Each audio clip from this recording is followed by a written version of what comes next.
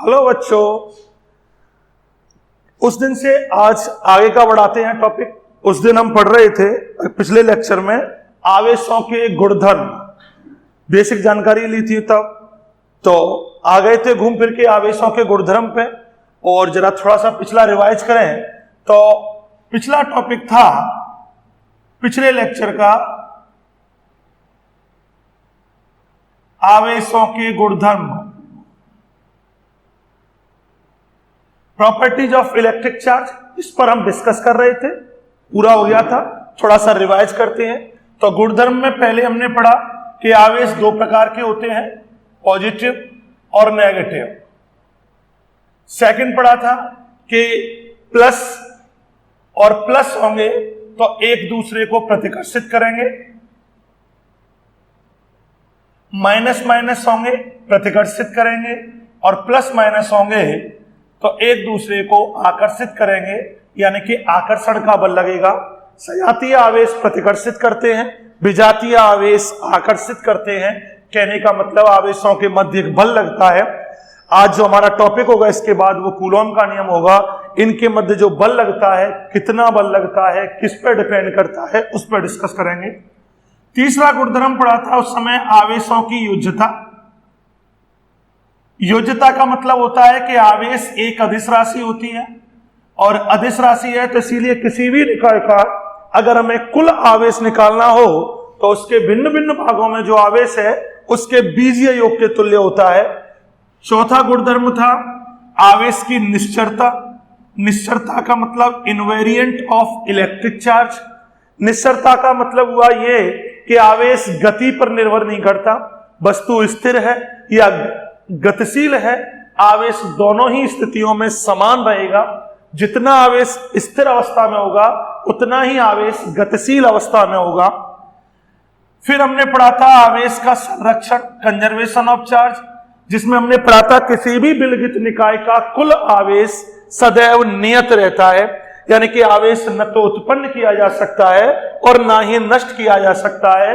केवल आवेश का क्या होता है, ट्रांसफर होता है। कोई भी हमने उस लेक्चर में समझाया था आपको, रिएक्शन लिखी थी केमिस्ट्री की, रेडियो एक्टिव रिएक्शन सबसे इंपॉर्टेंट बेस्ट एग्जांपल होता है। तो वहां विक्रिया से पहले या विक्रिया के बाद आवेश इक्वल था। उसके बाद जो सबसे इसका इंपॉर्टेंट गुणधर्म था वो था आवेश का क्वांटीकरण, quantisation of charge. Quantisation of charge का मतलब था फिक्स्ड अमाउंट। फिक्स्ड अमाउंट का मतलब होता है कि आप उल जलूल कोई भी इधर उधर का आवेश ले नहीं सकते। एक फिक्स्ड अमाउंट में ही आवेश किसी को दे सकते हो, एक फिक्स्ड अमाउंट में ही आवेश ले सकते हो। कहने का मतलब आवेश का लेन देन जो होता है वो इलेक्ट्रॉन पर आवेश के पूर्ण गुणज के तुल्य होता है। यानी कि आप एक इलेक्ट्रॉन ले सकते हो, किसी से दो इलेक्ट्रॉन ले सकते हो, तीन ले सकते हो, चार ले सकते हो, 100 ले सकते हो, 500 ले सकते हो। इंटीजर नंबर होगा। 2.3 इलेक्ट्रॉन, 7.5 इलेक्ट्रॉन, 9.5 इलेक्ट्रॉन नहीं ले सकते। तो उसी को बोला था आवेश का क्वांटीकरण, क्वांटाइजेशन ऑफ चार्ज। यानी कि किसी पर भी आवेश होगा वो इलेक्ट्रॉन पर आवेश के, इलेक्ट्रॉन का आवेश होता है 1.6 इंटू 10 की पावर -19 कूलॉम, -19 कूलॉम। इसका पूर्ण गुणज n इंटीजर नंबर है जिसकी value 0 1 2 3 4 dot dot dot infinity होगी। इसी में लेन देन होगा, इंटीजर नंबर के मल्टीप्लाई में लेन देन होगा। आवेश एक फिक्स्ड अमाउंट में ही ट्रांसफर होगा इधर से उधर। ये नहीं होगा कि आप फ्रैक्शन फॉर्म में आप आवेश को ले या दे सकते हो। ये था आवेश का क्वांटीकरण। क्वांटीकरण की खोज वैज्ञानिक रॉबर्ट मिलकर ने की थी। ऑयल ड्रॉप मॉडल, तेल बूंद प्रयोग के आधार पर की थी। तो ये हमारा पिछले लेक्चर का लास्ट टॉपिक था, जिसको शॉर्ट में आपको समझा दिया। जिसमें जो सबसे इंपॉर्टेंट था वो आवेश का क्वांटीकरण था। और क्वांटाइजेशन के लिए आपके पास एक फॉर्मूला आ गया, Q = ±NE। इस आधार पर हम एक या दो एग्जाम्पल न्यूमेरिकल करते हैं। जैसे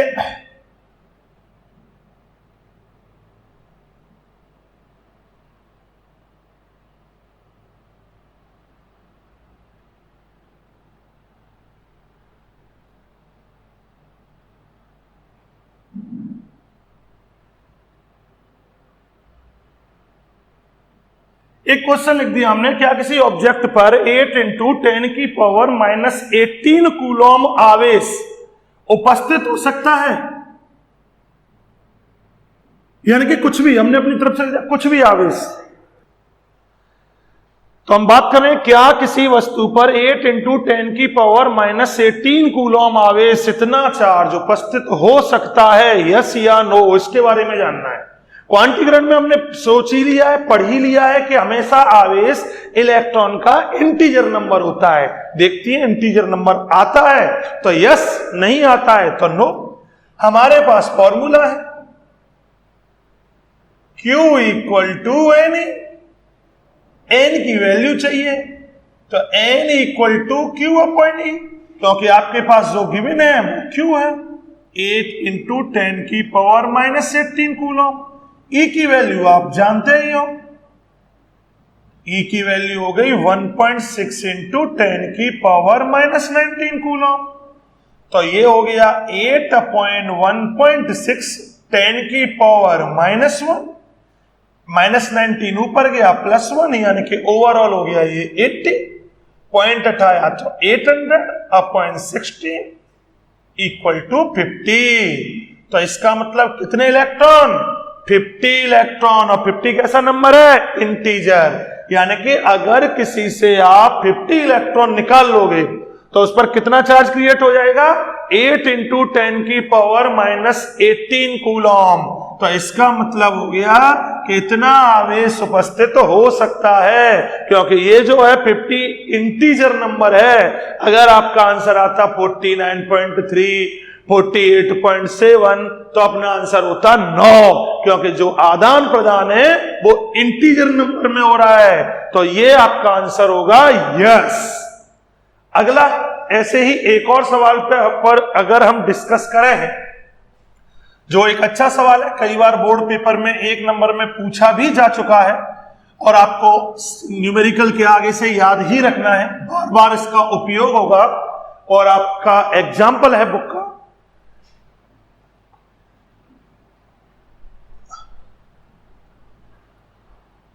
किसी धातु के गोले को 1 कूलम से आवेशित करने के लिए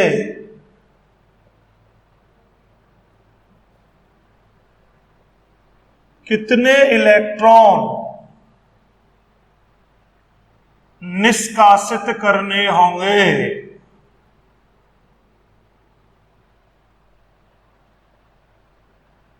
तो अगर किसी को 1 कूलम से चार्ज करना है तो हाउ मच इलेक्ट्रॉन, कितने इलेक्ट्रॉन वहां से निकालने होंगे? या ये भी इसका इस तरीके से भी पूछा जा सकता है, या 1 कूलम आवेश में इलेक्ट्रॉनों की संख्या ज्ञात करो।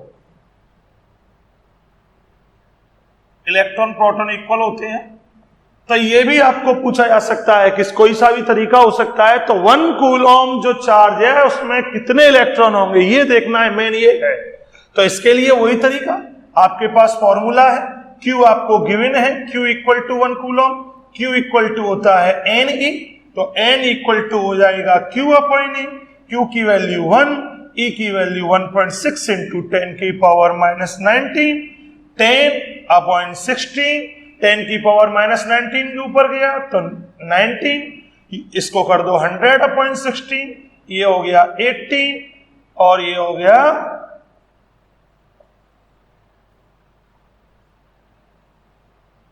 16 × 6 96, 4 40, 16 2 32 और 16 5 80।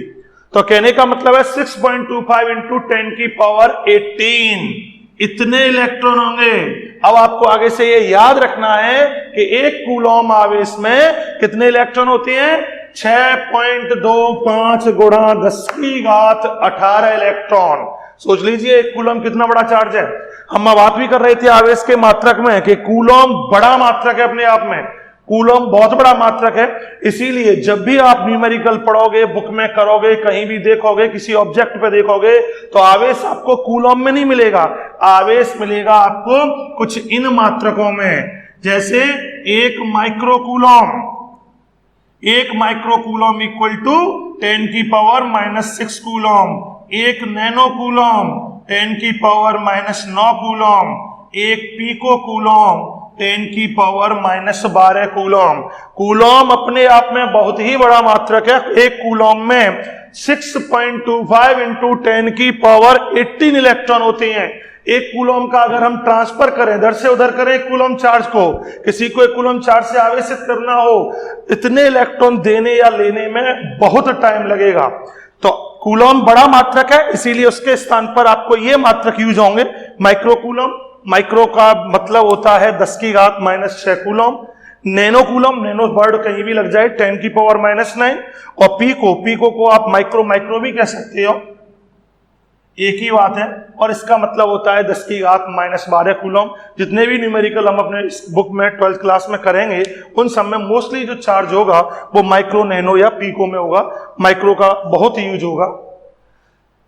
एक और क्वेश्चन करते हैं, एक और न्यूमेरिकल करते हैं, वो भी आपकी बुक का ही एक एग्जाम्पल है।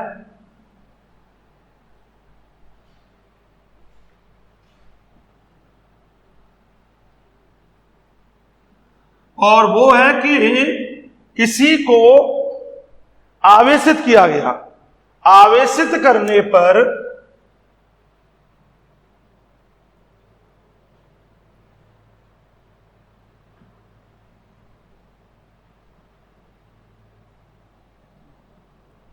उसके द्रव्यमान में 9.1 नैनोग्राम की वृद्धि होती है।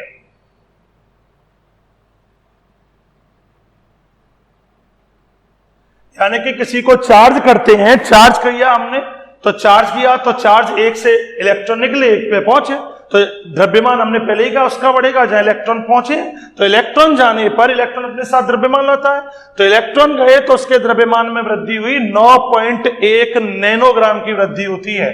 तो पहला क्वेश्चन, कितने इलेक्ट्रॉन उस ऑब्जेक्ट पर पहुंचे,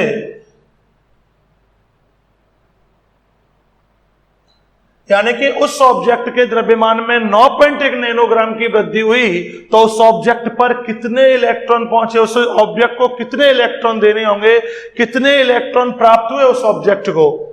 दूसरा, आवेश का मान और उसकी प्रकृति,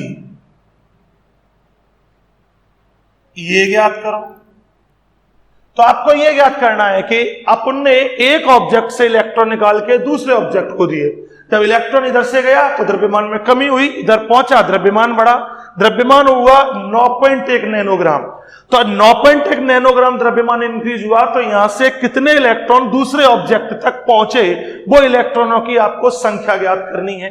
दूसरा, आवेश का मान, कितना इसका आवेश हो गया इस ऑब्जेक्ट का जिसके द्रव्यमान में वृद्धि हुई है, और उसकी प्रकृति कैसी होगी, पॉजिटिव के नेगेटिव। ये तो बड़ा ही सिंपल है, इलेक्ट्रॉन पहुंचे हैं तो नेगेटिव प्रकृति होगी। खैर, आंसर देखते हैं। एक इलेक्ट्रॉन अपने साथ लाता है 9.1 गुणा 10 की घात -31 किलोग्राम, इतना द्रव्यमान लाता है।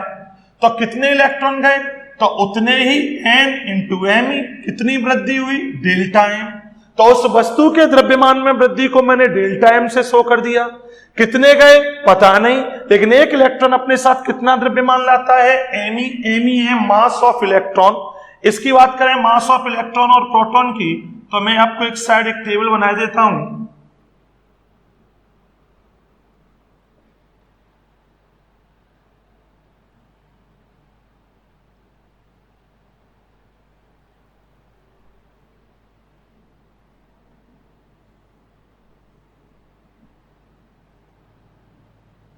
इलेक्ट्रॉन की बात करें तो 9.109 इंटू 10 की घात -31 किलोग्राम इतना द्रव्यमान होता है। चार्ज की बात करें इतना चार्ज होता है।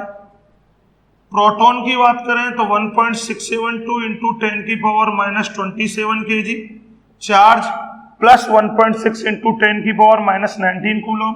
और न्यूट्रॉन की बात करें तो न्यूट्रॉन का 1.674 अप्रोक्सीमेट इक्वल है, लेकिन अगर बिल्कुल एग्जैक्ट कंपैरिजन करोगे तो न्यूट्रॉन का द्रव्यमान प्रोटॉन से थोड़ा सा ज्यादा होता है, इंटू 10 की पावर -27 kg। और इसका आवेश आपको पता ही है शून्य होता है, तो इलेक्ट्रॉन का द्रव्यमान होता है 9.1 इंटू 10 की पावर माइनस 31 kg। तो एक इलेक्ट्रॉन अपने साथ इतना द्रव्यमान लाता है। अब इस पर पहुंचे कितने इलेक्ट्रॉन है, वो टोटल द्रव्यमान कितना हुआ, डेलm की आपके पास वैल्यू है, n चाहिए आपको, तो n इक्वल टू डेलm अपॉन me। डेलm की आपके पास वैल्यू है 9.1। डेलm की बात करें तो डेलm है आपके पास 9.1 नैनोग्राम। नैनोग्राम को ग्राम में करोगे तो -9 ग्राम, और किलोग्राम में करोगे तो -12 किलोग्राम। तो ये हो जाएगा 9.1 इंटू 10 की पावर -12 kg, और ये वैल्यू आपके पास है me की 9.1 इंटू 10 की पावर -31 kg। kg कैंसिल, 9.1 से 9.1 कैंसिल, -31 ऊपर जाएगा, +31 में 12 जाओगे तो 19, 10 की पावर आएगा 19। इतने इलेक्ट्रॉन आपको वहां से निष्कासित करके दूसरे पे पहुंचाने पड़ेंगे। जो पॉजिटिव है उससे निकलेंगे, और जिसके द्रव्यमान में वृद्धि हुई वहां इतने इलेक्ट्रॉन जाएंगे, 19 और 12 आपके 31 हो गए। तो कहने का मतलब है अगर आपको इतने द्रव्यमान उसका मास बढ़ा है, 9.1 नैनोग्राम वृद्धि हुई है, तो उसके लिए उसके पास कितने इलेक्ट्रॉन पहुंचे, 10 की घात 19 इलेक्ट्रॉन। इतने इलेक्ट्रॉन जाएंगे तब उसके द्रव्यमान में 9.1 नैनोग्राम की वृद्धि होगी। जब हम कंपैरिजन कर रहे थे कि जब एक वस्तु से दूसरी वस्तु पर इलेक्ट्रॉन जाते हैं तो वो जो परिवर्तन है बड़ा ही अल्प होता है, परंतु सैद्धांतिक रूप से सही था, इलेक्ट्रॉन पहुंचने पर द्रव्यमान बढ़ता है, ना के बराबर है पर बढ़ता जरूर है। सेकंड कि आवेश का मान Q, तो Q इक्वल टू होता है Ne, n की वैल्यू है 10 की पावर 19, E की वैल्यू 1.6 इंटू 10 की पावर -19, +19 से -19 कैंसिल, तो 1.6 कूलम। तो आवेश का मान कितना होगा, 1.6 कूलम।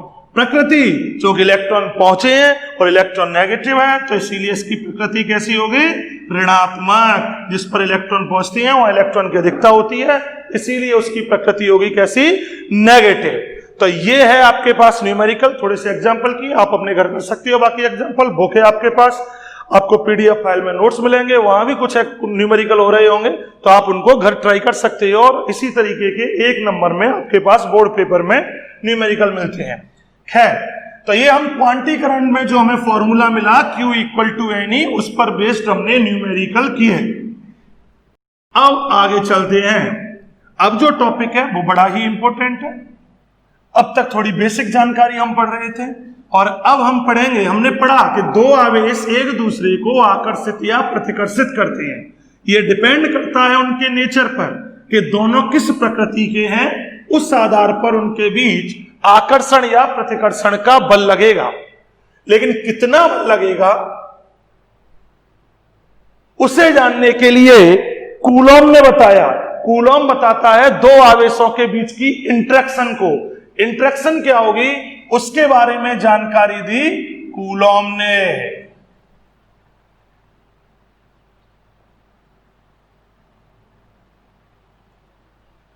कूलॉम का नियम, तो कूलॉम ने दो आवेशों के बीच होने वाली इंटरेक्शन के बारे में बताया कि आवेशों के मध्य जो बल लगता है, समान के मध्य प्रतिकर्षण का, असमान होंगे तो आकर्षण का, तो वो बल कितना होगा, किस पर निर्भर करेगा। तो उसको जानने के लिए कूलॉम ने नियम दिया। इसे कूलॉम का व्युत्क्रम वर्ग नियम भी कहते हैं। ये नियम निर्वात, माध्यम सब में लागू होता है। तो कूलॉम ने कहा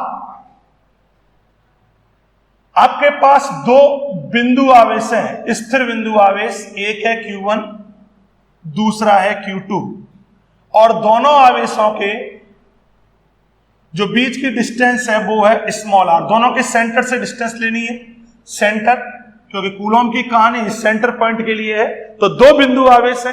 बिंदु आवेश क्या है वो बाद में डिस्कस करेंगे। तो अपने पास 2 पॉइंट चार्ज है Q1 Q2, और उनके बीच का जो सेपरेशन है वो है स्मॉल r। अब बल की बात करें तो आपको पहले भी बता दिया है कि अगर चार्ज पॉजिटिव है, जैसे +Q1 है +Q2 है, तो ये इसको रिपेल करेगा। Q1 फोर्स लगाएगा Q2 पर, दोनों प्लस हैं तो प्रतिकर्षित करेगा, तो Q1 Q2 पर फोर्स लगाएगा। उसको आप इस डायरेक्शन में शो कर सकते हो। इसको हम लिख सकते हैं force on second due to first. Force on second due to first F21, और Q2 Q1 पे फोर्स अप्लाई करेगा, उसको लिख सकते हैं force on first due to second. तो कहने का मतलब प्लस प्लस एक दूसरे को रिपेल करेंगे, पहला दूसरे पे लगाएगा तो F21, दूसरा पहले पे लगाएगा तो F12। इसको कहते हैं दोनों के बीच लगने वाला बल। प्रतिकर्षित कर रहे हैं ये दोनों एक दूसरे को, पॉइंट चार्ज है। और अगर ये एक प्लस होता और दूसरा माइनस होता फिर क्या होता? तो Q1 Q2 पे फोर्स लगाएगा, Q1 प्लस Q2 माइनस, तो Q1 इस माइनस को क्या करेगा? खींचेगा, अट्रैक्शन होगा, तो उसकी डायरेक्शन होगी ये, अट्रैक्ट करेगा ये अपनी तरफ। और Q2 अगर Q1 पे फोर्स लगाएगा तो उसकी डायरेक्शन होगी ये अट्रैक्शन फोर्स होगा। Q1 Q2 पे लगाएगा वो होगा F21, Q2 Q1 पे लगाएगा वो होगा F12। तो कहने का मतलब अगर प्लस प्लस है तो एक दूसरे को रिपेल करेंगे, दिख रहे हैं सामने की ओर, और अगर प्लस माइनस है तो एक दूसरे को क्या करेंगे? आकर्षित। लिखने का तरीका कुछ इस तरीके का होगा, पहला अगर दूसरे पे लगाता है तो उसे लिखा जाता है F21, force on second due to first, force on second charge due to first charge. और अगर दूसरा पहले पे लगाता है तो उसको बोला जाता है F12, force on first due to second. तो कहने का अर्थ यह हुआ कि आवेश एक दूसरे पर बल आरोपित करेंगे, ये बल आकर्षण या प्रतिकर्षण का होगा, डिपेंड करेगा उनके नेचर पर। कूलॉम ने इस बल के लिए एक नियम दिया जिसे कहते हैं कूलॉम का नियम। कूलॉम ने कहा कि दो स्थिर एवं बिंदु आवेशों के मध्य लगने वाला जो बल होगा वो प्रोपोर्शनल होगा, समानुपाती होगा दोनों आवेशों के परिमाण के गुणनफल के। यह इनवर्सली प्रोपोर्शनल व्युत्क्रमानुपाती होगा दोनों आवेशों के मध्य की दूरी के वर्ग के। कहने का मतलब कूलॉम ने बताया दो स्थिर एवं बिंदु आवेशों के मध्य लगने वाले आकर्षण या प्रतिकर्षण बल का मान दोनों आवेशों के परिमाण के गुणनफल के समानुपाती और उनके मध्य की दूरी के वर्ग के व्युत्क्रमानुपाती होता है। क्योंकि हमने दोनों पॉजिटिव ले रखे हैं तो परिमाण लिखने की जरूरत ही नहीं है, चिन्ह लगाने की जरूरत ही नहीं है, क्योंकि चिन्ह का फर्क किस पे पड़ेगा? दिशा पे, और दिशा हम ऑलरेडी बता ही चुके हैं, निकाल ही लेंगे। तो F समानुपाती Q1 Q2 और बीच की दूरी सेपरेशन R है, तो दूरी के वर्ग के क्या होगा? व्युत्क्रमानुपाती। ठीक, और इस बल की दिशा, ये इंपोर्टेंट है, इसकी दिशा क्या होगी? तो कूलॉम ने कहा इस बल की दिशा दोनों आवेशों को मिलाने वाली क्रिया रेखा के अनुदेश, यानी कि ये इस पर बल लगाएगा तो उसकी दिशा इधर, ये इस पर बल लगाएगा तो उसकी दिशा इधर, यानी कि इस बल की दिशा दोनों आवेशों को मिलाने वाली क्रिया रेखा के अनुदिश होगी। ये इंपोर्टेंट लाइन है, क्योंकि यही ग्रेविटेशनल फोर्स में था, यही कूलॉम फोर्स में, ये सिमिलरिटी है दोनों में, कि ऐसा नहीं Q2 Q1 पर फोर्स लगाएगा तो इधर भी फेंक सकता है, इधर भी रिपल्सिव ना, ये दोनों आवेशों को मिलाने वाली क्रिया रेखा के अनुदेश, इसी डायरेक्शन में ये इसको रिपेल करेगा, ये इसको इसी डायरेक्शन में रिपेल करेगा। तो ये है कूलॉम का नियम, दो स्थिर एवं बिंदु आवेशों के मध्य लगने वाला जो बल है आकर्षण या प्रतिकर्षण का। हाँ, तो F proportional Q1 Q2, F proportional 1/r², दोनों को अगर हम कंबाइन करके लिखते हैं तो ये आ जाएगा आपके पास बच्चों Q1 Q2/r², यानी कि F प्रोपोर्शनल Q1 Q2/r²।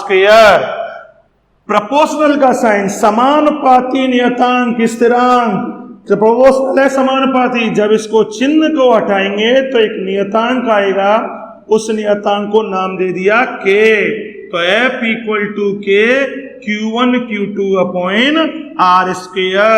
तो कूलॉम का जो नियम है उससे जो फॉर्मूला निकला वो निकला ये F = K Q1 Q2/r²। Coulomb के नियम की 3 या 4 बातें आपके सामने आई। पहली, आवेश स्थिर और बिंदु आवेश होने चाहिए। बिंदु आवेश क्या है थोड़ी देर बाद डिस्कस करेंगे। दूसरी बात ये कि ये जो बल है वो आवेशों के गुणनफल के समानुपाती, यानी कि आवेश का मान जितना ज्यादा होगा इन दोनों के मध्य लगने वाला जो बल है वो उतना ही ज्यादा होगा, उतने ही ज्यादा मान से ये आकर्षित या प्रतिकर्षित होंगे। इस समय जितना ज्यादा आवेश उतना ज्यादा प्रतिकर्षण। दूरी जितनी ज्यादा होगी बल उतना कम होगा, जितनी ज्यादा डिस्टेंस पे रखेंगे उन दोनों के मध्य लगने वाले प्रतिकर्षण बल के मान में उतनी ही कमी आएगी।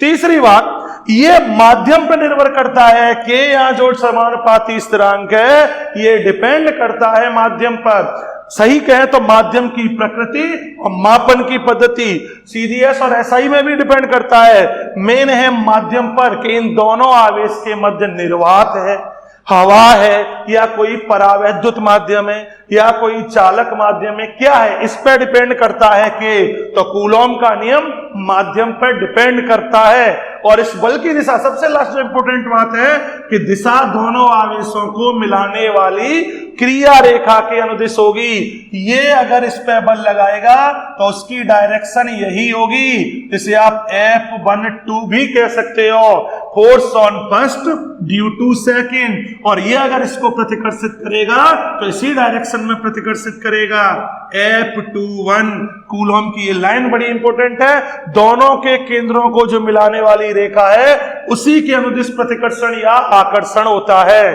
तो फॉर्मूला आपके पास आ गया, F इक्वल टू के Q1 Q2 upon R square. अब थोड़ा सा K पर डिस्कस करें, K की कहानी क्या है। तो K एक समानुपाती स्थिरांक है,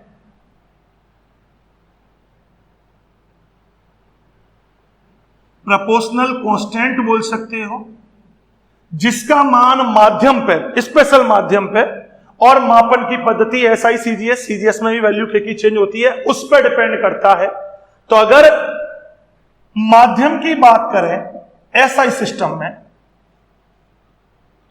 तो निर्वात हवा के लिए जो अपन ज्यादा मोस्टली पढ़ते हैं, जो वैल्यू निर्वात के लिए होती है लगभग वही वैल्यू हवा के लिए होती है। तो निर्वात या हवा के लिए K की वैल्यू होती है 1/4 पाई एप्सिलॉन 0।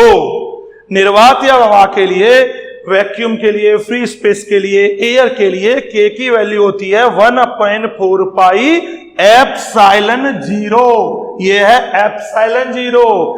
एप्सिलॉन 0 को बोलती है निर्वात की विद्युतशीलता। इसका बड़ा रोल है। अगला टॉपिक है परावैद्युतांक, निर्वात की विद्युतशीलता।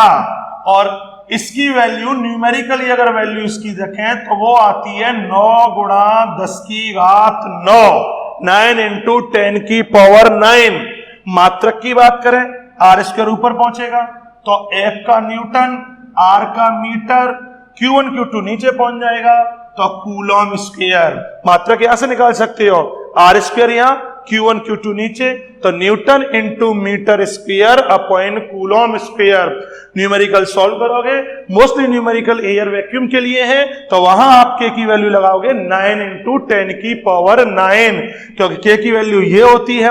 एप्सिलॉन नॉट जो है, इसकी बात करें तो इसको बोलते हैं निर्वात की विद्युतशीलता,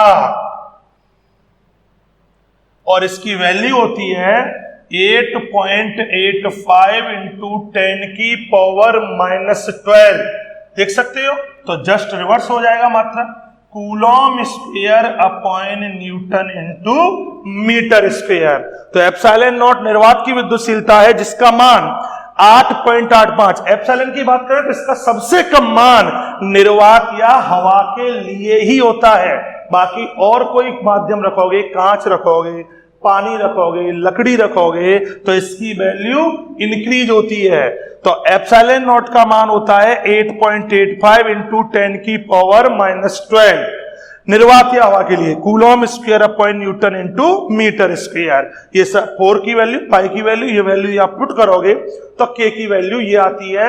हाँ, एप्सिलॉन नॉट का एक मात्रक और होगा, फेरेड अपॉन मीटर। आगे जब तीसरा चैप्टर पढ़ोगे, तीसरा चौथा, तब इसका एक नया मात्रक मिलता है फेरेड अपॉन मीटर। तो आप इस मात्रक को भी आप यूज कर सकते हो, रख सकते हो। पूछा जा सकता है कि फेरेड अपॉन मीटर किस भौतिक राशि का मात्रक है, तो आप लिख सकते हो एप्सिलॉन नॉट निर्वात की विद्युतशीलता या जनरल विद्युतशीलता का।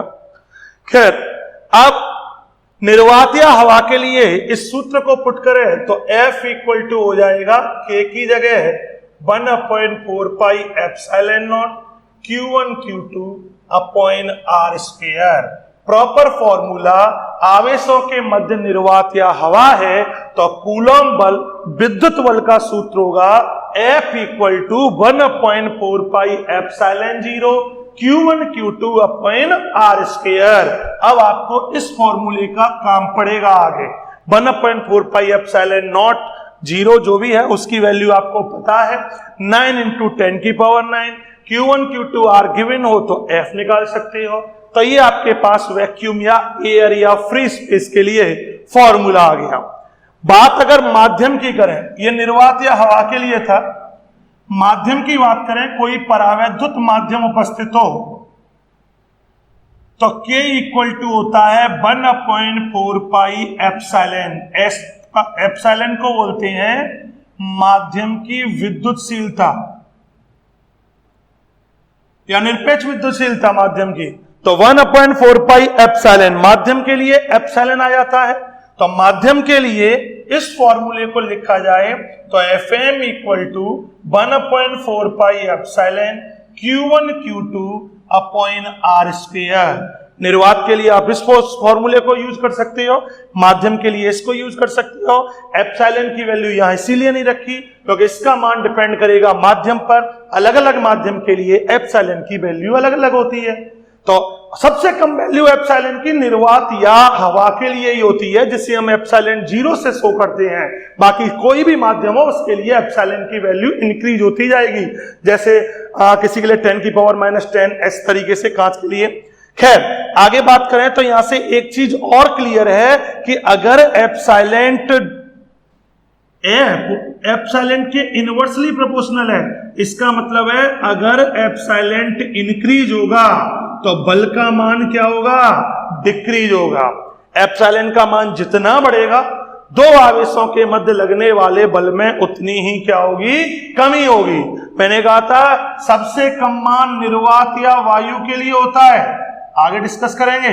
सबसे मिनिमम मान, इसका मतलब निर्वात या वायु की उपस्थिति में फोर्स क्या लगेगा, मैक्सिमम। एप्सिलॉन की सबसे कम वैल्यू निर्वात या वायु के लिए होती है, तो सबसे अधिक फोर्स कहां लगेगा, निर्वात या वायु में। खैर बात करते हैं हम, है क्या ये विद्युतशीलता। इसको इंग्लिश में बोलते हैं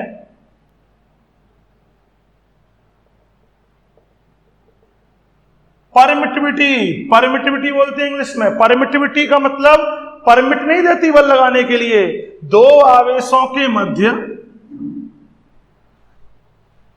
दो आवेश है, एक Q1 है एक Q2 है, इनके बीच जो फील्ड है, इस फील्ड में फोर्स लगाने की ये परमिट नहीं देती। नाम परमिटिविटी है पर परमिट नहीं करती। परमिटिविटी का मतलब होता है ये अपनी खुद की फील्ड वहां क्रिएट करती है, यानी कि इन दोनों के बिटवीन की जो फील्ड है, दोनों के बीच लगने वाला फोर्स है, उसको डिक्रीज करेगी।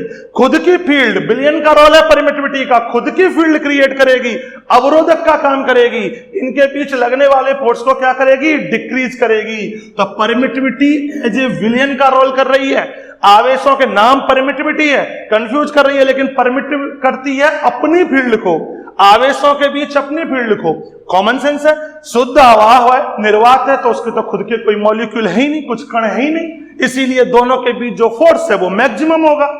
लेकिन अगर कोई और माध्यम है तो उसके खुद के मॉलिक्यूल होंगे, खुद के होंगे, तो इसका मतलब है दोनों के मध्य लगने वाले बल में क्या आएगी, कमी आएगी। खैर अब थोड़ा सा हाईलाइट कर देते हैं। ये फोर्स था कूलॉम का, कूलॉम का जनरल फोर्स आ गया Q1 Q2 upon R square. K की वैल्यू डिपेंड करती है माध्यम पर। माध्यम अगर निर्वात या हवा है तो K की वैल्यू होगी 1/4 पाई एप्सिलॉन नॉट। इससे आपके पास ये फॉर्मूला आ जाता है और माध्यम के लिए आपके पास ये फॉर्मूला आ जाता है। ठीक, दैट्स ऑल।